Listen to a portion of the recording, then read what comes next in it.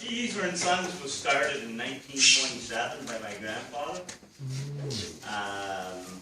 He basically, the urban legend, I guess, is that he basically went out on Lake Nipissing fishing with a buddy of his, and they had this little wee kind of a punt type boat, and they got stranded out on the islands there when the weather got bad. And they spent the night on an island waiting for the lake to calm down enough to get home, and decided that was it. They were going to build themselves a boat that they could never get stranded on the lake again. So he came back and he built that boat. And when he launched it at a tourist camp where he always launched where he went fishing from. And somebody there bought the boat from him, seen it, liked it, and bought it. So he went back, started building one, and before he got it built, somebody came along and gave him enough, traded him the boat that he was building there for enough material to build 2 more boats. And then he just started going, and that was right around 1927. Just shortly after that, the Quints were born here in Callander, and everybody was coming up through, and this area really exploded as a tourism area. And he was right there, right on Main Street, where the blacksmith shop was. That's what he worked out of, and it just snowballed from there. I would say probably in around the 1950s, 60s, they were building as many as 300 boats a year. But they had a little bigger shop than this. They had 12 guys working, and they worked Monday to Saturday. They work 6 days a week. But right now, this year we'll probably build pretty close to 50 boats by the end of this year, depending on how much repair work I get done and how soon I start into new boats. But right now we're at 40. This is 45. So I'll just go through the process of what we do. We get in all our lumber. All our lumber comes in as rough lumber. We make all our own parts here. And I'll go over and I'll show you that part in a bit. Over on the other side there, that's where all the parts are made. And so what we do is, when we start one, we'll bring in a frame. Like these what's stacked up behind here, these are frames for different models that we build right now. So each one of these is a different model of boat. This one right here that we're building right now, this is a 20-foot freighter canoe, is what this one's going to be. So you can kind of see how it gets started here. We got the keel and the stem. I'm fitting in here right now.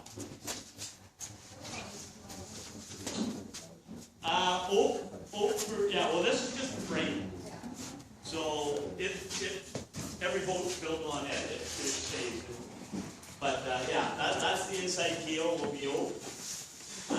Usually the ribs are oak. On these canoes, we use Ontario cedar for that, and then it's planked in with western cedar.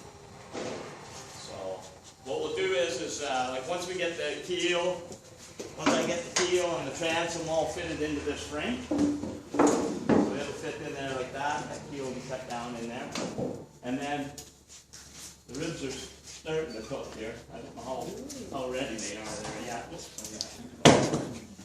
They're getting hot. Cooking the ribs. Well, one's up at the top, or especially hot. But and then once we get that, then that rib will go in there like that, go down be nailed into the keel like that.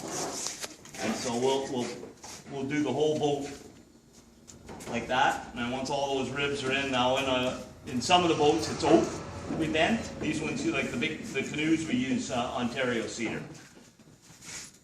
So once it's ribbed, then we'll start planking, and we plank from here, and we plank it down. We nail all the western cedar strips on, and then after that's all done, we roll the whole thing over, and we use those there. We lift it up and pull the boat off of the frame in there, and then the boat's sitting there, and the frame gets shoved out of the road for the next. And then what we normally do is we'll shove it ahead to the next section, and the two guys here will start ribbing and planking in another one, and those guys up there will put in all the seats and all the inside, whatever needs to go on the inside of the boat is all done in that next section. Right now, we're kind of in between repairs, and I got an order for this new one. The guy wants it for Thanksgiving, so. How many hours do you have to cook it before it will bend like that piece you've got? I turned this on at just before 9 o'clock.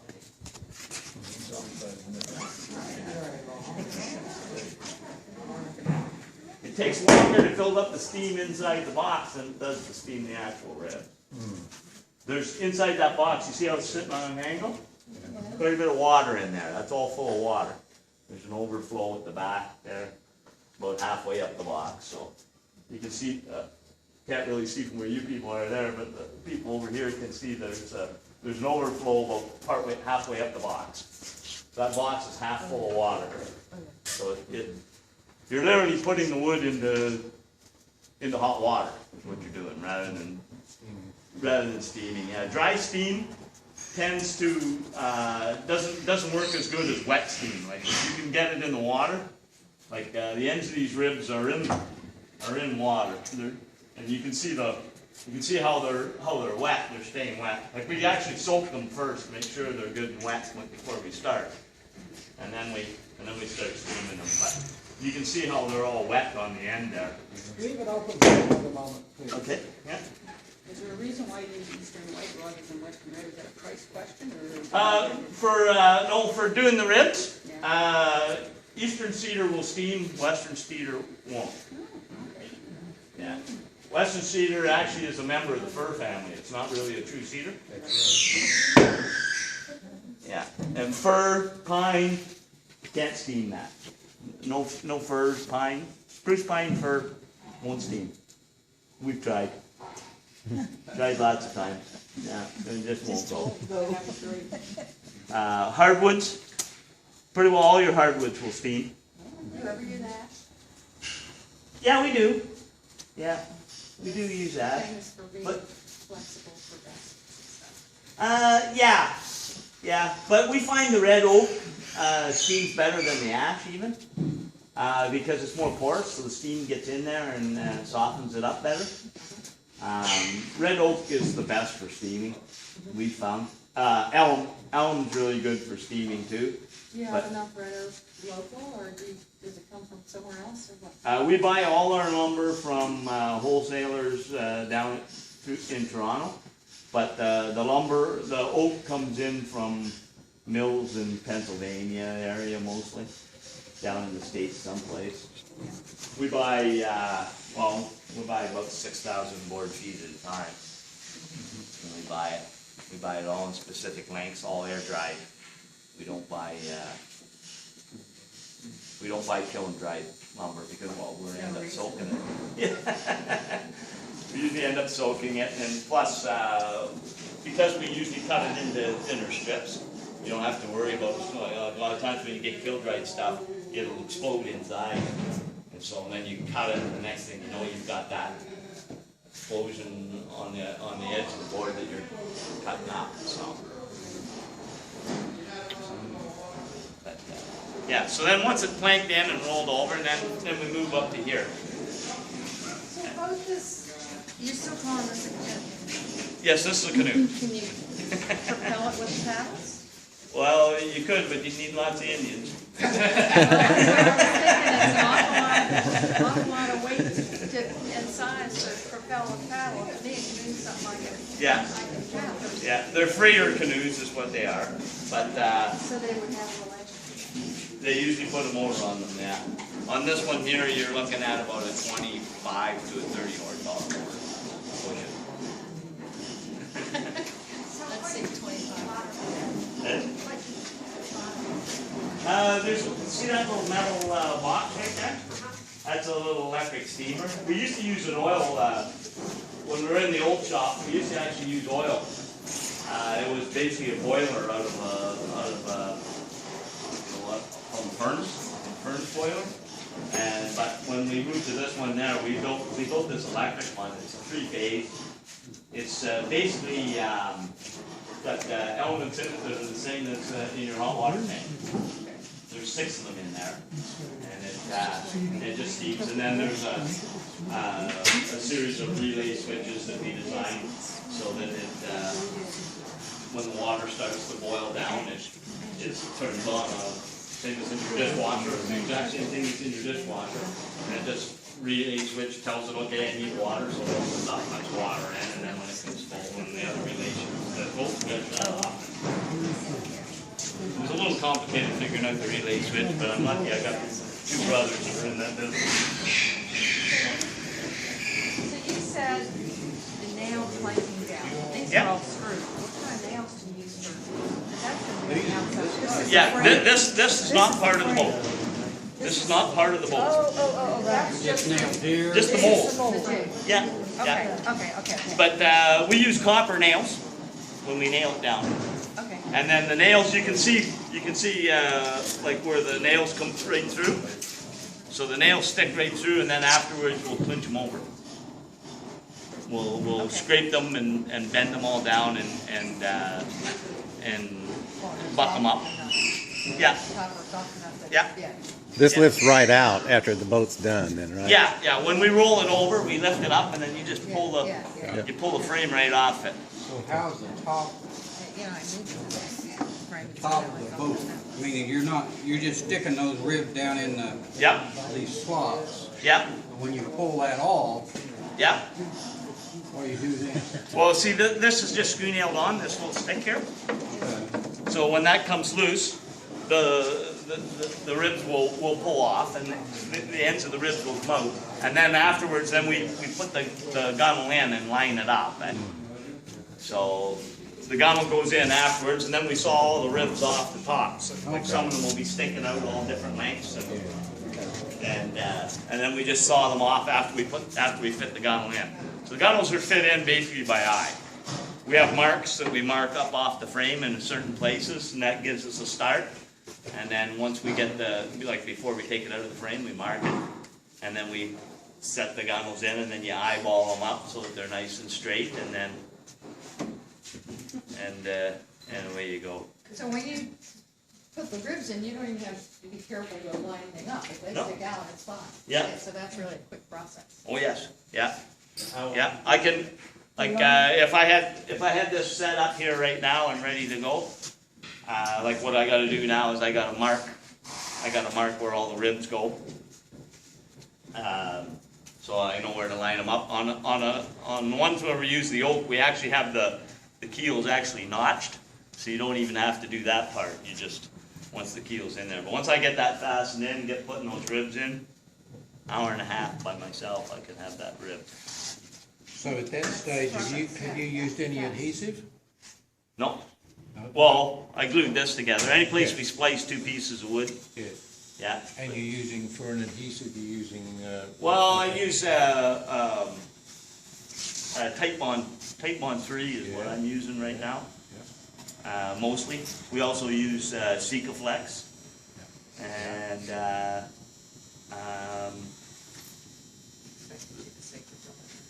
no, we don't use Gorilla.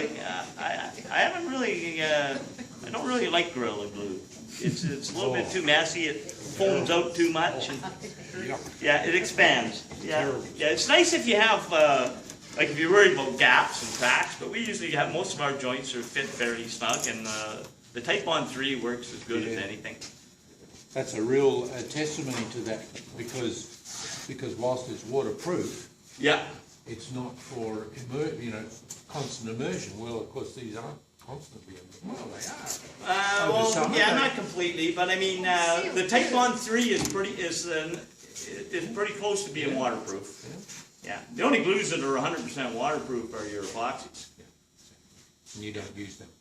Yeah, well, yeah, we use epoxies, but we don't use it as a glue. We use it as a fiberglass resin when we cover it, which I'll talk I about say later. you seal this later, so this is A not canoe, gonna a be canoe will exposed. actually be, they either have to be canvas or have a fiberglass covering, and we don't do the Yeah. canvas anymore. It's, Does anybody? oh yeah, the guys, there's guys that build these same canoes up in Quebec, Northwest Canoe Company. They're up there, and they're still canvassing. But I don't know, what they're doing though is they're canvassing, but now, because they can't get good fillers, and they've been experimenting with different fillers, same as we did for a while before I finally said, the heck with it, fiberglass is a better product anyways. The fillers, they're using epoxy as a filler in the canvas, so basically they're doing the same thing as me. Yeah, they're doing the same thing as me, only they're using the canvas instead of glass cloth. And the canvas isn't as strong to reinforce it, so I don't know how that's going to work for them. I'm a little leery about it myself, but that's what they're doing. So how many canoes or boats, how many boats have you built on this format? This one here, I don't know how many I've built on this one. I don't know, maybe 50, 60 boats. Not very many. Like you take that one mold up on top there, that very top mold. That's the first one that my grandfather built. He built that one back in 1927. That's the same mold. There's been thousands. So those stems over there, they look like they're laminated, but this one here is steam bent, is that right? This stem here, Yeah, that's steam? yeah. Are those ones over there that you've got for later? Yeah. Do they look like they're laminated, are they? Or No, there's an inside and an outside there. Oh, right. So there's the two parts for the boat. Yep. So when we like with the canoes, we don't put an outside stem on them. We just put a metal band that goes on there. It's called a stem band. But like on the other boats, like those boats there, we'll put the inside keel will go in, and then the outside keel goes on over top of that. And it helps, the outside keel helps hold the planking together. Whereas these, we fiberglass that across and it's epoxied, and then you don't have to worry about that coming apart. So, because when the planking goes in there and you cut it on the angle, it's wider here than it is out here. So once you put that other stem over top of it, it can't push out past the other stem, as long as the other stem is tight. It holds it in there. And it's kind of neat the way it works. But that's why you put an outside stem on the other boats. So we'll just go over here, and I'll go quick thing through our parts, because we can kind of this is where we make all our parts over here.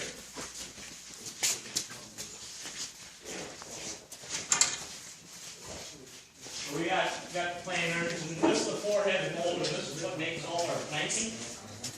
Now, for the canoes, we don't put a joint in the planking, so we don't use this. We just saw it off the edge. But for the other regular boats, we actually put a shiplap, what they call a shiplap joint in it. So that four-headed molder makes our planking like that. So you can see the joint in it. So it does all four sides at once. So and that's basically all we do in here is just make our parts, and so. But the lumber comes in from over there, and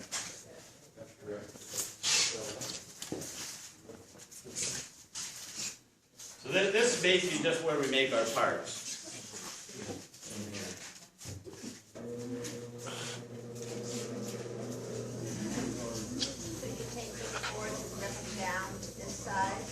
Yeah, 2-inch lumber, and we saw it off the edge, so it's all edge sawn. So it's all edge grain. It's all the edge grain, not the flat grain on the boards. Right? Flat grain is here. That's because it'll swell better and tighten up that way. Without, like if you did a flat grain, it would want to swell more this way rather than this way. How do you warm the shed in winter?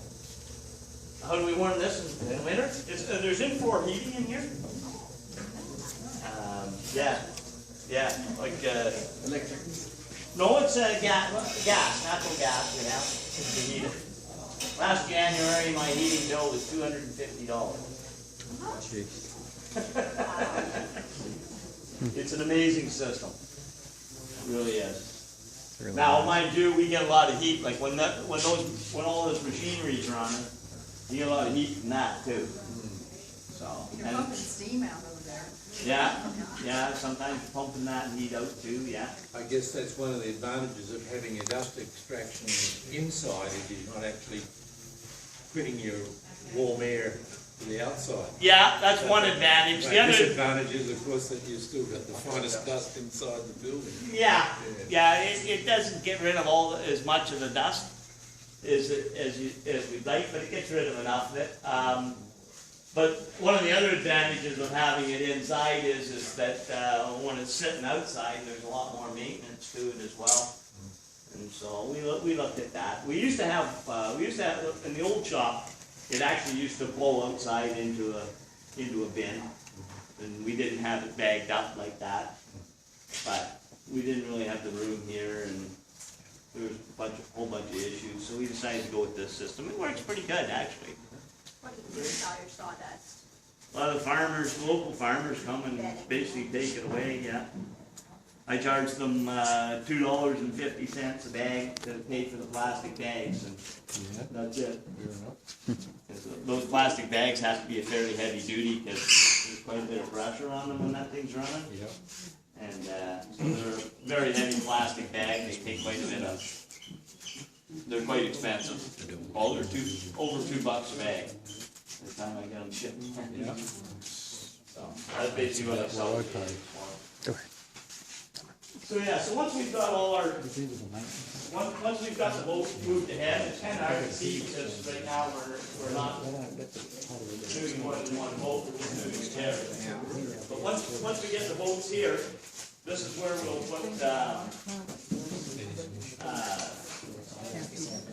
the seats in and the knees, because when it moves up to here, all it is just a hull. There's nothing in it. All it is basically is just ribs and planking and then inside gunnels. And then so we put the decks in, and we put all that other stuff in the boats after that. The knees, the seats, all get fitted in there. And there's usually two guys working on that when we're in full production. You get 2 guys there and 2 guys here, and then usually one guy in there making parts, sometimes 2. You need them. And then once we've got it all sanded and all that, then it comes in here for this is our finishing area in here. So right now, again, we're kind of on repairs. Well, it's no, we make our back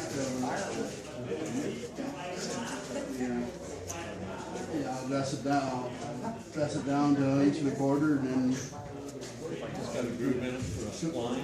joint the edge for doing it for the line, and there's different backs for different boats there.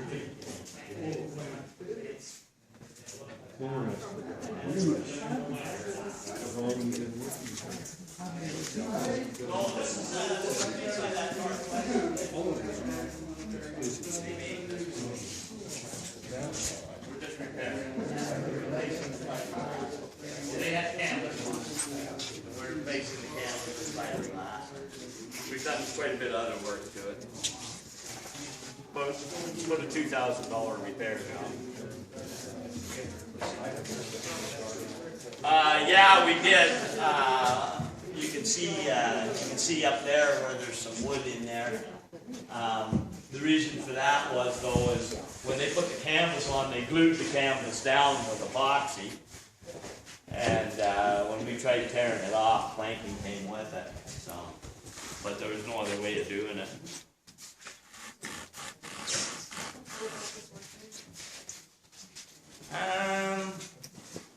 I don't really build this model here, but I'm thinking that they're probably around 5,000 for these ones. I know that 20-footer is $6,000, almost $6,000 for that 20-footer. Do you do all your selling from here? Yeah. Yeah. No agents or anything like that? No dealers, no. We have people, we sell a lot to tourist operators, tourist camps. That's our main business is tourist camps. So, and then once it's fiberglass, if it needs to be fiberglass, then it goes into that booth there. That's the paint booth, there's a varnish booth, and we'll spray the varnish on it. So, there's one in here that's getting ready to varnish it. Use one, so we'll varnish that one.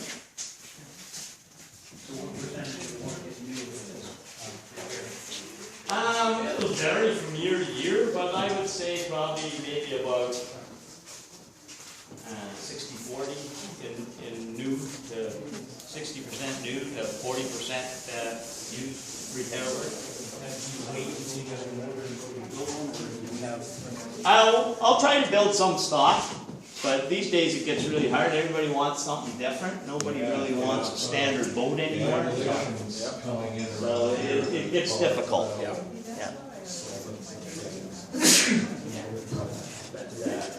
It gets difficult to stock boats, but I know the tourist operators, they use pretty much a standard boat, so I'll stock some of those in anticipation.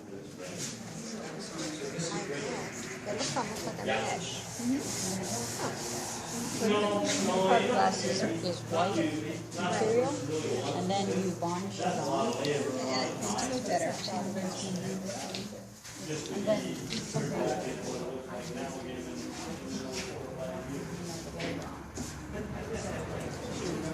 Yeah, our buildings you're right.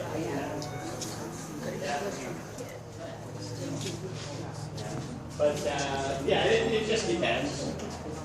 We have the odd person who gets them stripped right down and completely finished, looking like new, but most of the time you can sell them a new one for less money than you can do that, because by the time you strip it all down, you've got a new one built. You know? So, yeah.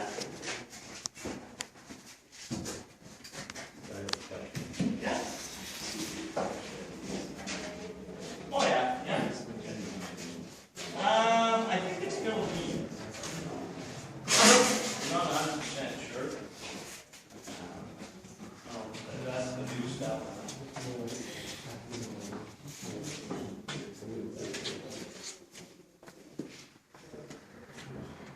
I'm not sure. I just ordered mahogany.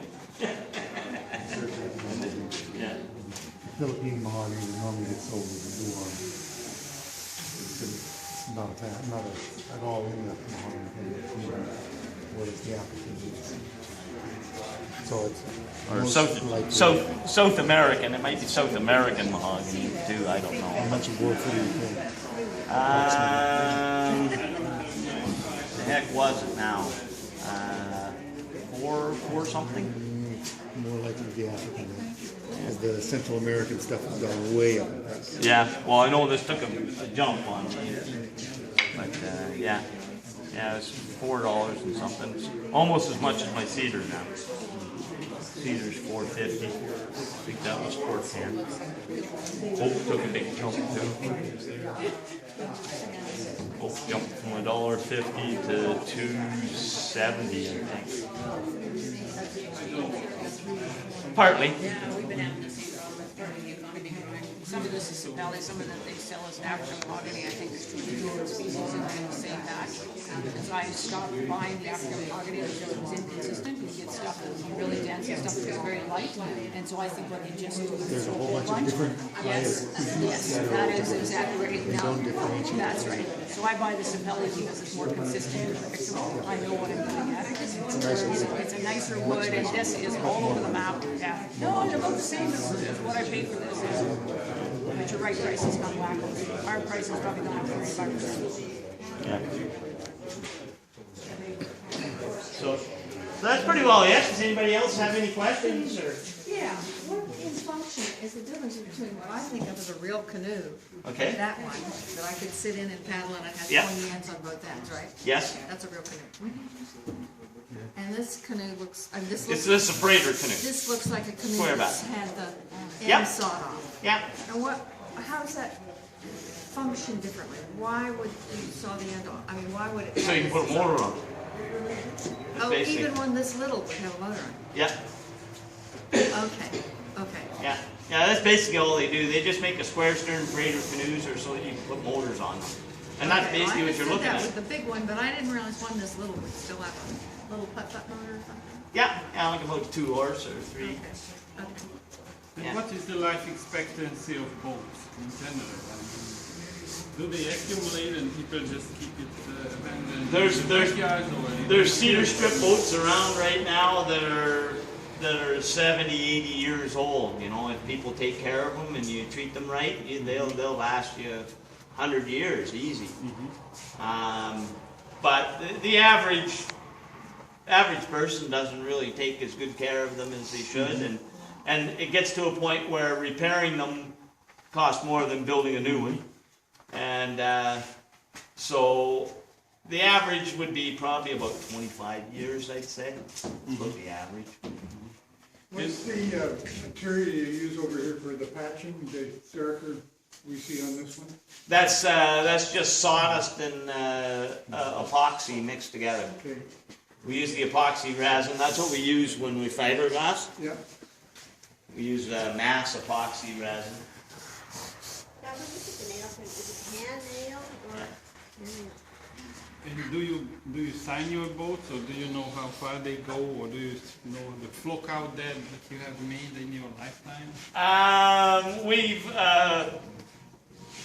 We keep track of them a little bit, but not a whole lot. We have stickers that we put on them. There's stickers that go on them. But if somebody brings me in a boat, I can tell you within the decade how old it is.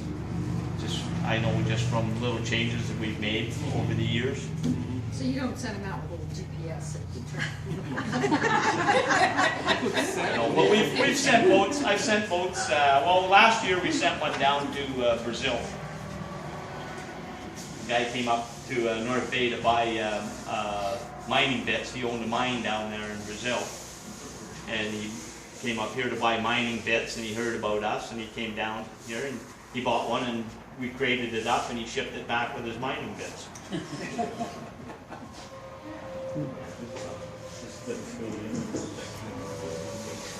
Yeah, I think so. We didn't do that, but yes, it looks like it's been patched.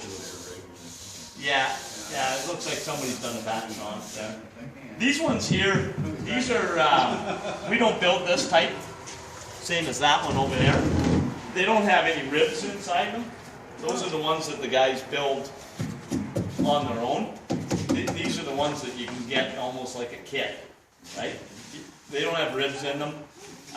Basically, all that's holding that together is the fiberglass. And they're difficult to repair. I try to avoid repairing them when I can, but like you take this one right here. This is another one of those. You can only do one side at a time, because if you try working on both sides in the fiberglass, it's going to fall apart. There's going to be nothing. So right here, like look, see how you can, because the fiberglass on the inside is loose and not holding anymore. So until we patch that, look how soft it is. Yeah. There's no strength to them until you get the fiberglass on them. And the fiberglass is plastic. Your fiberglass, you're looking